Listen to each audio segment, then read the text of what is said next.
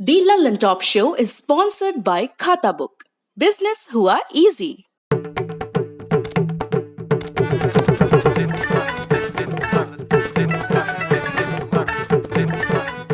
झंझट से मुक्ति, खाता बुक से दोस्ती।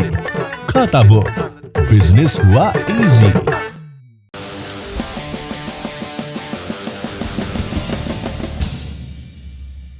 अब चलते हैं दिन की सुर्खियों की तरफ। सबसे पहले कोरोना संक्रमण के आंकड़े। पिछले 24 घंटों के दौरान देश में नए मामले आए 53,256, ठीक हुए मरीज 78,190, मौतें हुई 1,422।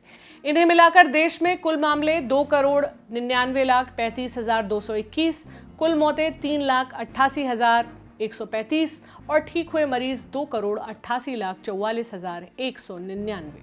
दूसरी सुर्खी ट्विटर और सरकार के बीच चल रही तनातनी ने बनाई है। सरकार की टीम में यूपी पुलिस है, जो गाजियाबाद में बुजुर्ग की पिटाई वाले मामले की जांच कर रही है। 5 जून की शाम बुजुर्ग को कुछ लोगों ने पीटा और दाढ़ी काट दी। बुजुर्ग ने एक वीडियो में अपनी आपबीती सुनाते हुए कहा कि उन पर जय श्री राम का नारा लगाने का दबाव बनाया गया। पिटाई और आपबीती दोनों के वीडियो वायरल हुए। गाजियाबाद पुलिस ने अपनी शुरुआती जांच के बाद दावा किया कि घटना का किसी धार्मिक पहचान से लेना देना नहीं था और कई पत्रकारों और एक समाचार वेबसाइट के खिलाफ वीडियो ट्वीट करने को लेकर एफआईआर दर्ज कर दी गई। पुलिस का दावा है कि इन लोगों ने वीडियो को ट्वीट करके मामले को सांप्रदायिक रंग देने और 2 धर्मों के बीच दुश्मनी पैदा करने की कोशिश की। इसी मामले में गाजियाबाद पुलिस ने ट्विटर और ट्विटर इंडिया का नाम भी एफआईआर में लिखा। गाजियाबाद पुलिस ने ट्विटर इंडिया के मैनेजिंग डायरेक्टर मनीष माहेश्वरी को एक समन भेजकर 7 दिन के भीतर लोनी पुलिस थाने में अपने बयान दर्ज करवाने को कहा था। इस पर माहेश्वरी ने जवाब दिया है कि वो वीडियो कॉल के जरिए अपना बयान दर्ज कराने को तैयार है, लेकिन गाजियाबाद पुलिस इस जवाब से खुश नहीं है। वो एक और नोटिस भेजकर माहेश्वरी को सदेह आकर बयान दर्ज कराने के लिए कहने वाली। इसी मामले की एफआईआर में पत्रकार राना अयूब का नाम भी शामिल किया गया था। आज बंबई उच्च न्यायालय ने अयूब को 4 हफ्तों के लिए गिरफ्तारी से राहत दे दी। अयूब ने इस मामले में उत्तर प्रदेश की अदालत में राहत मांगने हेतु गिरफ्तारी से छूट मांगी थी। तीसरी सुर्खी पश्चिम बंगाल में राजनीतिक हिंसा से जुड़ी है। कलकत्ता हाईकोर्ट ने पश्चिम बंगाल सरकार की याचिका को खारिज करते हुए राष्ट्रीय मानवाधिकार आयोग को आदेश दिया है कि विधानसभा चुनाव के बाद हुई हिंसा के दौरान कथित मानवाधिकार उल्लंघन के सभी मामलों की जांच करे।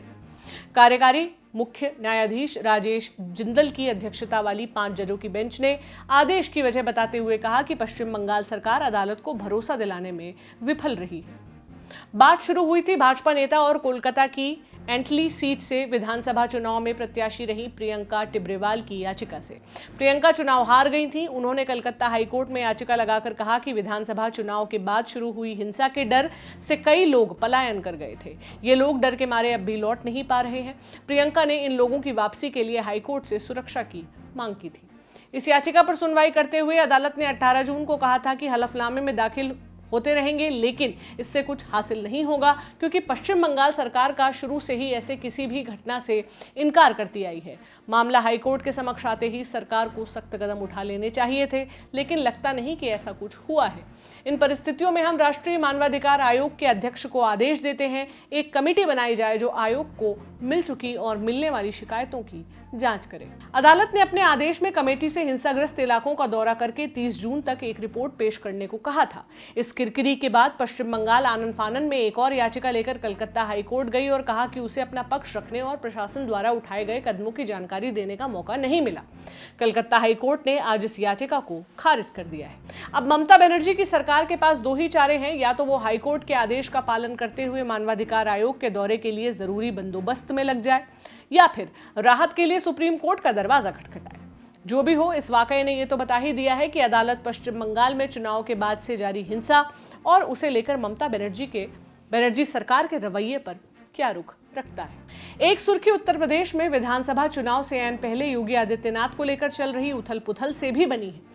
भाजपा नेता और यूपी सरकार में श्रम मंत्री स्वामी प्रसाद मौर्य ने कहा है कि 2022 के विधानसभा चुनाव के बाद केंद्रीय नेतृत्व ये तय करेगा कि मुख्यमंत्री कौन होगा।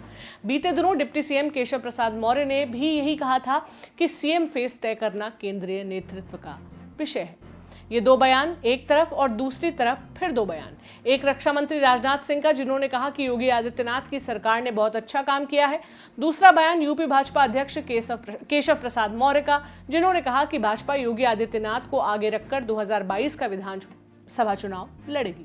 कोरोना संक्रमण के बाद से ही भाजपा का केंद्रीय नेतृत्व लगातार यूपी के दौरे कर रहा है। ये खबरें आई कि योगी सरकार के प्रदर्शन को लेकर कुछ असहजता है तो उन्हें खारिज किया गया, लेकिन अब दो तरह के बयान बता रहे हैं कि सब कुछ ठीक तो नहीं ही है। वैसे यूपी भाजपा ने अपनी आधिकारिक प्रतिक्रिया भी दी है। पार्टी ने कहा है कि जो पार्टी अध्यक्ष ने कहा है उसी को वजन दिया जाए। जो केशव मौर्य और स्वामी प्रसाद मौर्य कह रहे हैं वो पार्टी की परंपरा के अनुरूप है, जिसके मुताबिक इस तरह के फैसले संसदीय बोर्ड द्वारा लिए जाते हैं। चलते चलते यूपी से एक और अपडेट लेते जाइए। पूर्व आईएएस अधिकारी और उत्तर प्रदेश विधान परिषद के सदस्य अरविंद कुमार शर्मा को 20 जनवरी के रोज यूपी भाजपा में उपाध्यक्ष बना दिया गया। पार्टी में करीब 1 दर्जन उपाध्यक्ष और हैं। चर्चा थी कि प्रधानमंत्री मोदी के विश्वास पात्र माने जाने वाले शर्मा को योगी कैबिनेट में जगह दी जा सकती है। आखिरी सुर्खी बनाई भोपाल सांसद प्रज्ञा सिंह ठाकुर ने। आज अंतर्राष्ट्रीय योग दिवस है। इस मौके पर प्रज्ञा ने लोकसभा सचिवालय द्वारा आयोजित एक कार्यक्रम में सांसदों को योग पर संबोधित किया। इस पर कांग्रेस ने आपत्ति जता दी है। चुने हुए सांसदों को अगर प्रज्ञा ठाकुर जी जो सांसद है भोपाल से, वो अगर संबोधित करेंगे तो ये दुर्भाग्य है। जिन पे जो आरोपित हैं मालेगांव बम कांड के मामले में, और अभी भी उनपे केसेस चल रहे हैं, जिन्होंने कोरोना के मामले में भी एक विवादित बयान दिया था कि गौमूत्र से कोरोना ठीक हो जाएगा, जिससे लोग भ्रमित हुए। और आज वैक्सीनेशन चल रहा है, उस वैक्सीनेशन में कहीं न कहीं उन्होंने एक तरह से भ्रमित किया था लोगों को। तो मैं समझता हूं कि ये दुर्भाग्यपूर्ण है, और इस पे अभी भी अगर नहीं हुआ है तो प्रधानमंत्री जिन्होंने कहा था कि मैं इनको कभी माफ नहीं करूंगा, जो उन्होंने अलग अलग विवादित जो स्टेटमेंट दिए थे नाथुराम गोडसे के मामले में और दूसरे मामलों में, और आज ये कैसे हो रहा है, ये आश्चर्यजनक है। और ऐसा लगता है कि यही भारतीय जनता पार्टी और आरएसएस का काम करने का तरीका है। इस मामले पर प्रज्ञा ठाकुर ने भी अपना पक्ष रखा है। कांग्रेस सदैव से राष्ट्रभक्तों के विरुद्ध रही है, सन्यासियों भगवा के विरुद्ध रही है, इसलिए उनको तो आपत्ति होना स्वाभाविक है। और मैं ज्यादा किसी पर ध्यान नहीं देती हूँ। मुझे बस इतना कहना है कि ओमकार ब्रह्मांड है, ओमकार से शक्ति है, ओमकार से हम हैं, ओमकार से मुक्ति है। ओम को लेके ही अभिषेक मनु सिंघवी ने भी आज ट्वीट किया है। उन्होंने कहा है कि ओम का उच्चारण कर देने भर से योग जो है वो शक्तिशाली नहीं होगा, अल्लाह का नाम लेने से योग कमजोर नहीं होगा। इसे कहते हैं। मुझे ऐसा लगता है सांप्रदायिकता भड़काने वाले तत्वों से मुझे दूर रहना चाहिए और देश को दूर रहना चाहिए।